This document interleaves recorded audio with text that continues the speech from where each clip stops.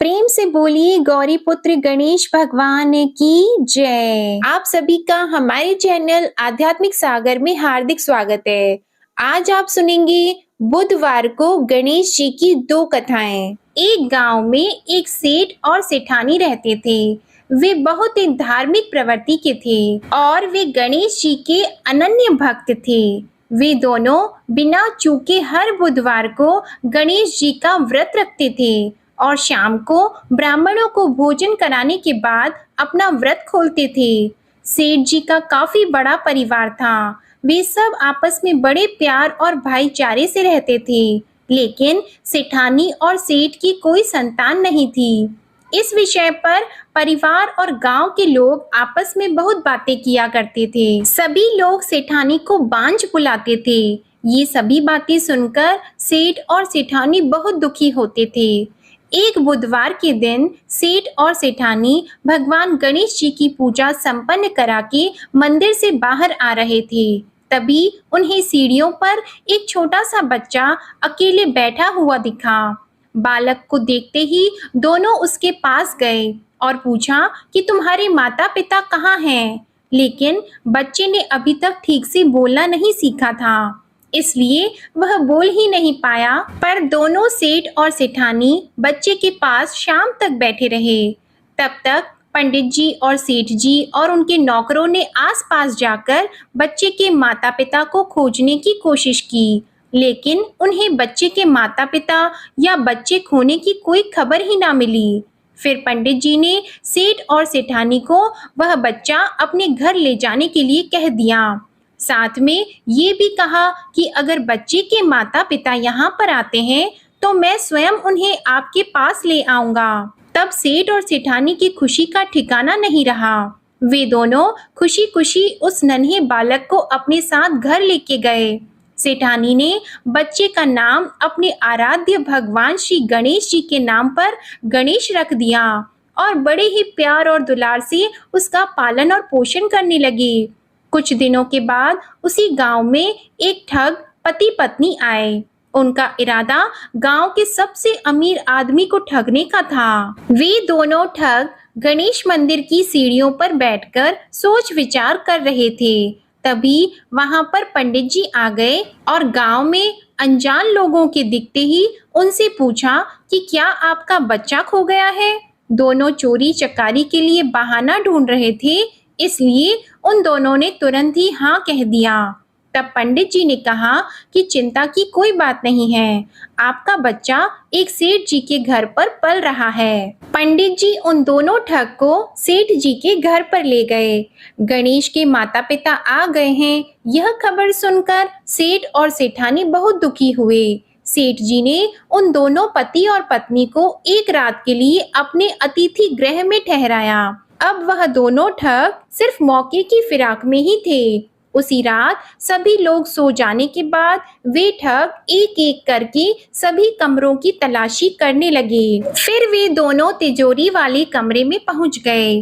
छानबीन के वक्त होने वाली छोटी मोटी आवाजों से सेठ जी का एक नौकर जग गया और आवाज की दिशा में तिजोरी वाले कमरे के नजदीक आ गया। उसने चुपके से अंदर जब झांक कर देखा तो दोनों ही मेहमान कीमती सामान चुरा रहे थे। नौकर ने ये देखते ही धीरे से उस कमरे के बाहर की कुंडी लगा दी और चोर चोर बोलकर पूरे घर में हल्ला मचा दिया।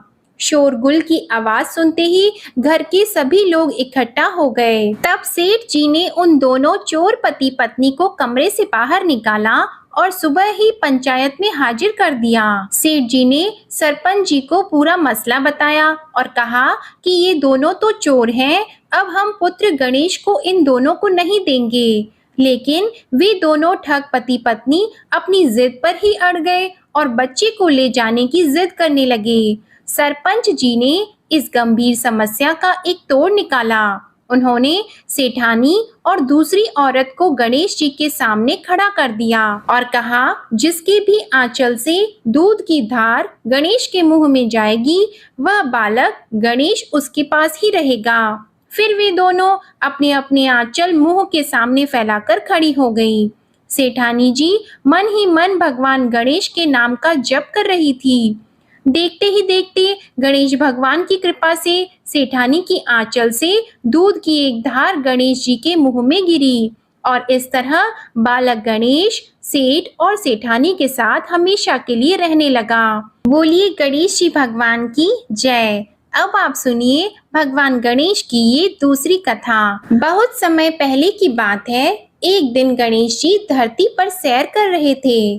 सैर करते करते वे एक अनाज के खेत में पहुंच गए और भूख लगने के कारण उन्होंने उस खेत में से अनाज के दाने तोड़कर खा लिए। वह खेत सेठ धनीराम जी का था। कुछ समय बाद गणेश जी को अपने किए पर पछतावा होने लगा, क्योंकि उन्होंने सेठ जी को बिना पूछे ही उस खेत से अनाज चुरा लिया था।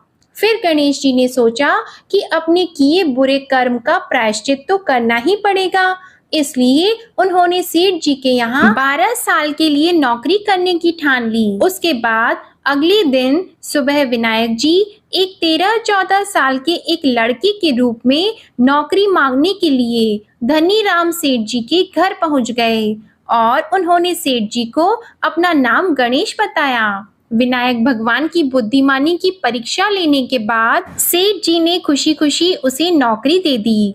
अब गणेश भगवान एक सामान्य मानव के रूप में सेठ जी के घर पर ही रहने लगे। एक दिन सेठ जी की पत्नी शाम के समय घर का काम खत्म करने के बाद राख से हाथ धोने जा रही थी। यह देखकर गणेश जी ने सेठानी जी के हाथ पकड़कर जबरदस्ती मिट्टी से हाथ धुलवा दिए। गणेश जी की इस हरकत से सेठानी जी बहुत गुस्सा हुई और उन्होंने सेठ जी के कमरे में जाकर गणेश की शिकायत कर दी। सेठानी की सब बातें सुनने के बाद सेठ धनीराम ने गणेश को बुलाया और इस हरकत का कारण पूछा। तब गणेश जी बोले कि सेठानी शाम के समय राख से हाथ धो रही थी और ऐसा करने से घर की लक्ष्मी नाराज होती है, इसलिए मैंने उनके हाथ मिट्टी से धुलवा दिए। इससे घर पर माता लक्ष्मी की कृपा बनी रहेगी। यह सब सुनकर सेठ जी ने सोचा कि गणेश जी की सोच तो बहुत अच्छी है। इसके कुछ दिनों के बाद कुंभ मेले का शुभ अवसर आया। तब सेठ जी ने गणेश को बुलाया और कहा कि सेठानी जी को कुंभ मेले में स्नान करा लाओ। तब सेठानी और गणेश स्नान के लिए मेले में पहुंचे। वहां पहुंचने के बाद सेठानी जी नदी के किनारे बैठकर नहाने लगी। उन्हें ऐसा करते देखकर गणेश दौड़कर आए और सेठानी जी के दोनों हाथ पकड़कर उन्हें नदी के अंदर लेकर गए। उनसे पानी में डुबकी लगवाई और फिर किनारे पर ले आए। अब गणेश की इस हरकत से तो सेठानी को बहुत गुस्सा आया। सेठानी जी घर आते आते पूरे रास्ते गणेश को ताने मारने लगी, लेकिन गणेश भगवान सब कुछ शांति से सुन रहे थे। घर आते ही सेठानी ने सेठ जी के पास फिर से खड़े होकर शिकायत की। तब सेठ जी ने फिर से गणेश को बुलाया और पूछा कि तुमने ऐसा क्यों किया। गणेश जी बोले, सेठ जी सेठानी जी नदी के किनारे बैठकर गंदे पानी से नहा रही थी, तो मैंने उन्हें नदी में ले जाकर साफ पानी में डुबकी लगवाई। ऐसा करने से उन्हें अगले जन्म में बहुत बड़ा राजपाट और वैभव मिलेगा। सेठ जी ने सोचा कि गणेश के विचार तो बहुत अच्छे हैं, मेरे परिवार का भला सोचता है। कुछ दिनों के बाद सेठ जी के घर पर पूजा थी। पंडित जी आने के बाद में सेठ जी ने गणेश से कहा, जाओ और सेठानी को बुला कर लाओ। सेठ जी के आज्ञा के अनुसार गणेश जी सेठानी को बुलाने गए। उस वक्त सेठानी काली चुन्नी ओढ़कर कमरे से बाहर आ रही थी। वह देखते ही गणेश जी वह काली चुन्नी उतारकर फाड़ दिए और कहा कि पूजा के लिए लाल रंग की चुन्नी ओढ़कर आओ। अब सेठानी जी गणेश जी पर बहुत नाराज हुई और उन पर चिल्लाने लगी। इस आवाज को सुनकर सेठ जी वहां पर भागते हुए आए और पूछा कि क्या हुआ। तब सेठानी ने बोला कि गणेश ने मेरी चुन्नी फाड़ दी। फिर सेठ जी ने भी गणेश को बहुत डांटा। जवाब में गणेश जी ने कहा कि सेठ जी पूजा में कभी भी काला वस्त्र नहीं पहनते, इससे शुभ काम सफल नहीं होते, इसलिए मैंने ऐसा किया। सेठ जी ने सोचा कि गणेश तो बहुत समझदार है। इसी तरह लीला रचाते हुए उसी घर में गणेश जी के 12 साल बीत गए। फिर एक दिन सेठ जी ने नया कारोबार शुरू करने से पहले घर में पूजा रखी थी। पूजा करते करते सेठ जी को याद आया कि पूजा की सामग्री में गणेश भगवान की मूर्ति तो है ही नहीं। तब उन्होंने अपने नौकर गणेश को पूजा घर से भगवान विनायक जी की मूर्ति लाने के लिए कहा। तब गणेश बोला कि मुझे ही मूर्ति समझकर आप पूजा में विराजमान कीजिए, आपके सारे शुभ काम सफल हो जाएंगे। इस बात को सुनकर सेठ जी को गुस्सा आया और वे बोले, गणेश, तुम अब तक सेठानी से मजाक करते थे, अब मुझसे भी करने लगे हो। तब उत्तर में गणेश जी ने मुस्कुराते हुए सेठ जी से कहा कि मैं मजाक नहीं कर रहा, मैं सत्य कह रहा हूँ। इतना कहने के बाद नौकर गणेश ने अपना असली भगवान स्वरूप धारण कर लिया। साक्षात भगवान श्री गणेश को सामने देखते ही सेठ और सेठानी उनके चरणों में लीन हो गए और उन्होंने अपनी पूजा संपन्न की। इसके बाद गणेश जी देखते ही देखते अंतर ध्यान हो गए। बाद में सेठ और सेठानी को बहुत पछतावा होने लगा कि स्वयं भगवान हमारे घर नौकरी कर रहे थे और हमने उनके साथ कितना बुरा व्यवहार किया, उनसे बहुत सारा काम कराया। ये सोच सोचकर दोनों दुखी रहने लगे। फिर उसी रात सेठ और सेठानी के सपने में भगवान गणेश प्रकट हुए और उन्हें समझाया कि मैंने 12 साल पहले तुम्हारे खेत से अनाज के दाने बिना पूछे तोड़ लिए थे और उसी कर्म का दोष दूर करने के लिए मैं 12 साल से तुम्हारे घर नौकरी किया। धनीराम सेठ जी के जीवन की काया पलट हो गई। गणेश जी जैसी माया आपने धनीराम सेठ जी पर की, वैसी ही माया इस कहानी को पढ़ने वाले, सुनने वाले और हर एक व्यक्ति पर करना। कथा अधूरी हो तो इसे पूरी करना और हमसे कोई गलती हुई हो तो उसे क्षमा करना। प्रेम से बोलिए भगवान गणपति जी की जय। अब आप सुनिए श्री गणेश चालीसा का पाठ। जय गणपति सद्गुण सदन, कविवर बदन कृपाल, विघ्न हरण मंगल करण, जय जय जय गिरिजालाल। जय जय जय गणपति गणराजू, मंगल भरण करण शुभ काजू।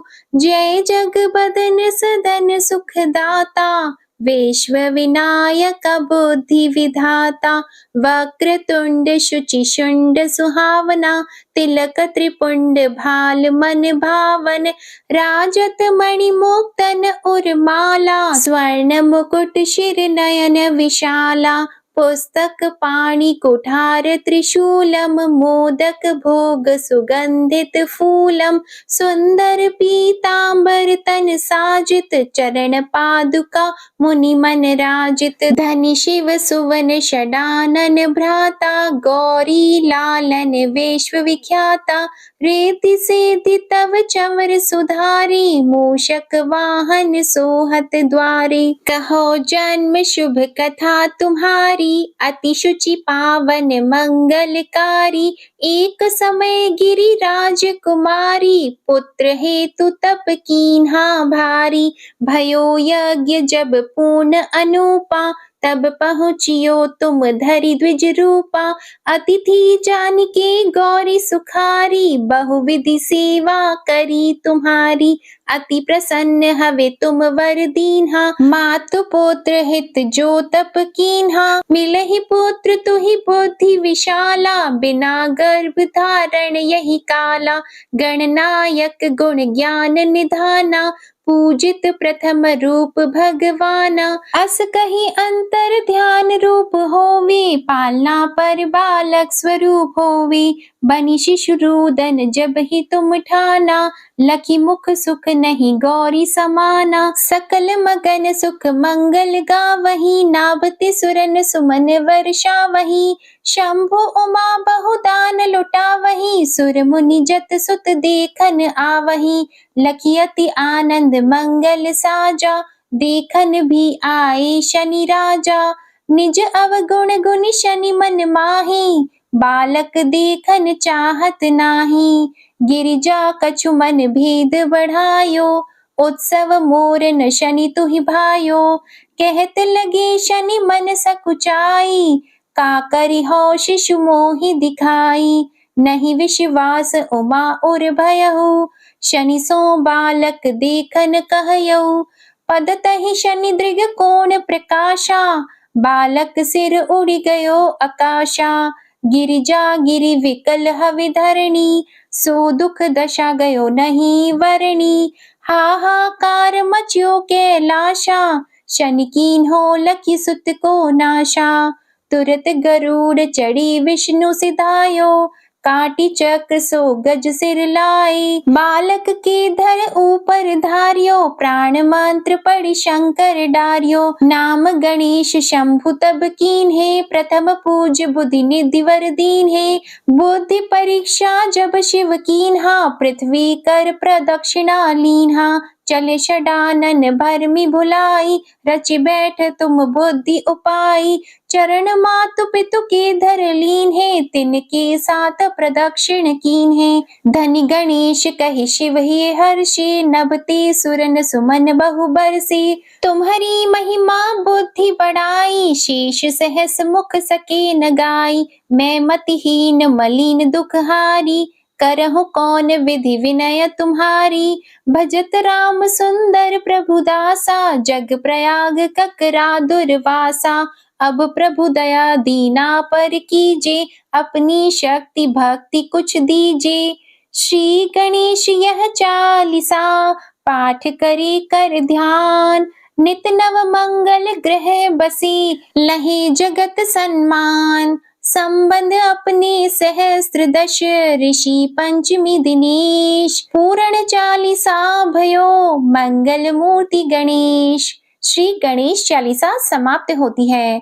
प्रेम से बोलिए भगवान श्री गणेश की जय। आपको ये कथा और चालीसा पसंद आए तो वीडियो को लाइक जरूर कीजिएगा, शेयर कीजिएगा, कमेंट में भगवान गणेश की जय लिखिएगा और चैनल को भी सब्सक्राइब कीजिएगा। और अगर आपको कथाएं सुनना पसंद है तो हमारे चैनल पर हर दिन नियम से पौष मास महात्म्य की कथाएं भी अपलोड हो रही हैं, तो आप इन कथाओं को भी जरूर सुनिएगा।